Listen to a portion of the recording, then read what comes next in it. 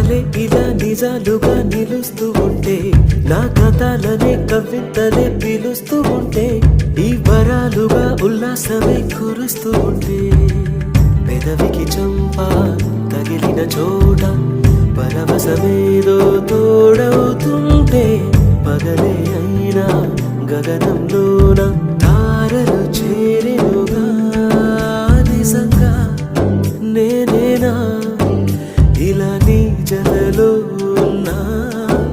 ఇదంతా ప్రేమేనా? ఎన్నో